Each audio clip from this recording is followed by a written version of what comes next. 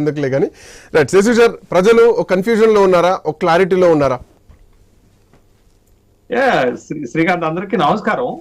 ప్రజలు ఎప్పుడు కన్ఫ్యూజన్ క్లారిటీలో కాకుండా ఒక అవకాశం కోసం ఎదురు చూస్తుంటారు. ప్రజలు ఒక నిశ్చితమైనటువంటి అభిప్రాయానికి కంక్లూజన్ కి వస్తారు. వాళ్ళు ఏమి కన్ఫ్యూజన్ లో ఉండరు.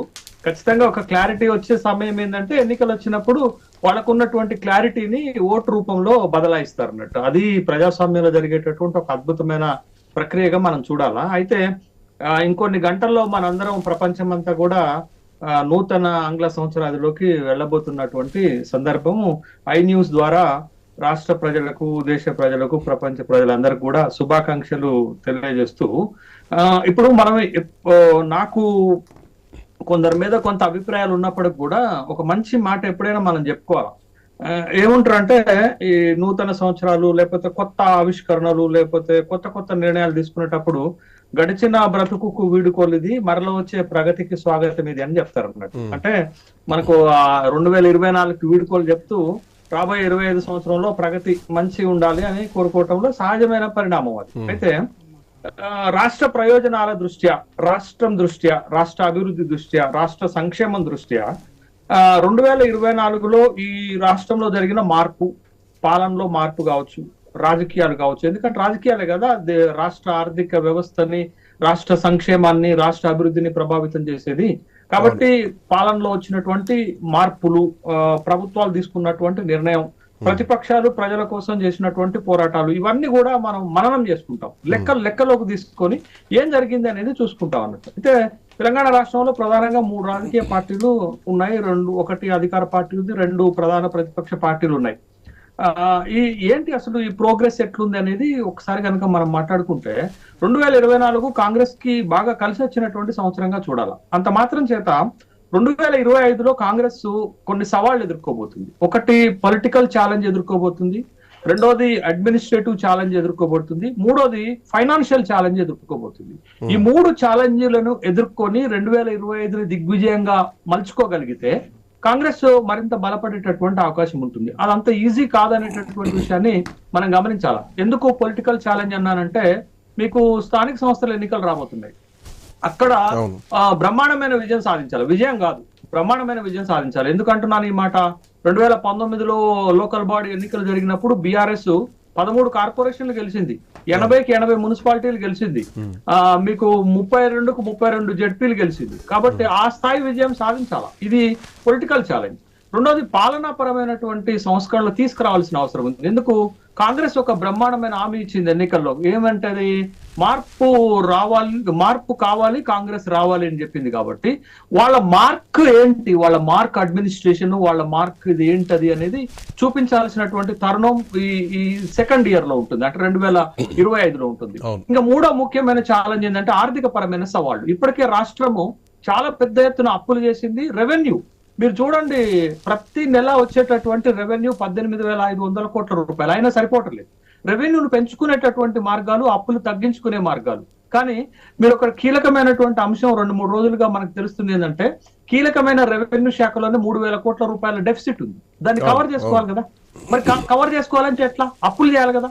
కానీ కాంగ్రెస్ పార్టీ గత సంవత్సరం పాటు బీఆర్ఎస్ మీద మెయిన్ గా ఎక్కువ పెట్టిన అస్త్రం ఏంటది? అప్పులే కదా. మళ్ళీ వీళ్ళు అప్పులు చేస్తే, మొన్న శాసనసభలో జరిగిన తీవ్రమైన చర్చ అప్పులపైనే కదా. 1,27,000 కోట్ల రూపాయలు అప్పు చేసిందని హరీష్ రావు ఆరోపణ చేస్తే, లేదు మేము 58,000 కోట్లు అప్పు చేసామని వాళ్ళు చెప్తున్నారు. కాబట్టి ఈ రకమైన ఛాలెంజ్లను కాంగ్రెస్ పార్టీ ఎదుర్కోవాలి. ఒక గడ్డు కాలం కాంగ్రెస్ కి ఒక ఛాలెంజ్, ఒక సవాళ్ళు ఎదుర్కొనేటటువంటి సంవత్సరం 2025 అవుతుంది. ఇక బీఆర్ఎస్ ప్రధాన ప్రతిపక్షానికి వస్తే 2024 మొత్తం వాళ్ళకు గడ్డు కాలమే. ఒకటి ఓటమి, రెండోది ఫిరాయింపులు, మూడోది కేసులు. దాంతో ఒక ప్రధాన ప్రతిపక్షంగా తన పాత్రను పోషించలేకపోయింది అనేటటువంటి అభిప్రాయం వ్యక్తమైంది. కాబట్టి కానీ 2025లో ఆ పార్టీకి కొంత అవకాశం ఉంటుంది. ఏంటి అవకాశం? కాంగ్రెస్ చేసేటటువంటి తప్పులను రాజకీయంగా తన వైపుకి అడ్వాంటేజ్ గా మలుచుకొని ఒక బలమైన ప్రతిపక్షంగా నిలబడేటటువంటి అవకాశం వాడికి వస్తుంది. కానీ దాన్ని ఉపయోగించుకుంటారా? ఉపయోగించుకోవాలి అని అంటే ప్రధాన ప్రతిపక్ష నేత ఇంకొక సంవత్సరం ఆబ్సెన్స్ గా ఉంటే ఆ పార్టీని ఎవడు కాపాడలేడు.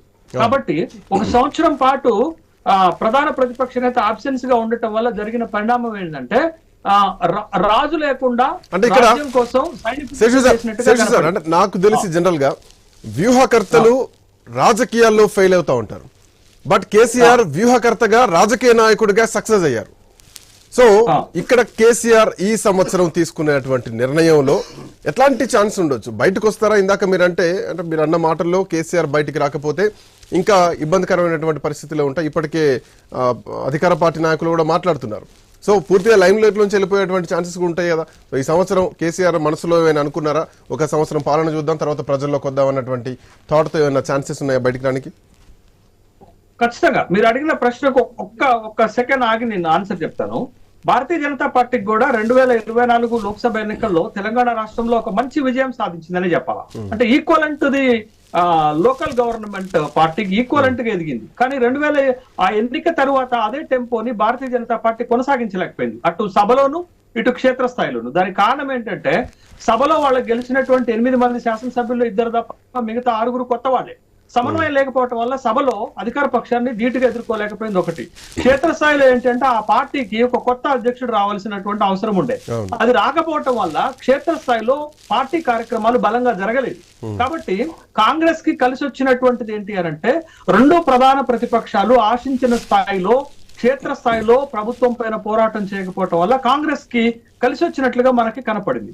రెండోది కేసీఆర్, నేనేమంటున్నాను, 2025లో కూడా కేసీఆర్ క్షేత్రస్థాయిలోకి రాకపోతే బీఆర్ఎస్ పార్టీ మరింత బలహీనమవుతుంది. మరి బీఆర్ఎస్ బలహీనం అవుతుంది అని అంటే దాని అర్థం ఏంటది? ఆ అడ్వాంటేజ్ ఎవరికి పోతుంది? BJP advantage అందుకోగలుగుతుందా?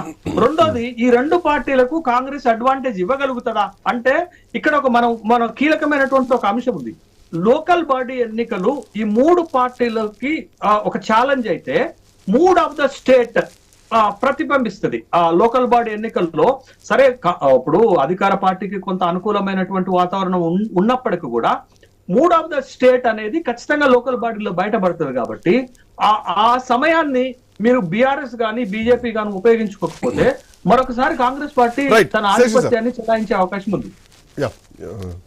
గౌతమ్ ప్రసాద్ గారు ఇందాక శేషు సార్ అన్న మాటల్లోంచి కేసీఆర్ ఇప్పటికే సంవత్సరం అయింది బయటికి రాక, ప్రజల్లోకి రాక.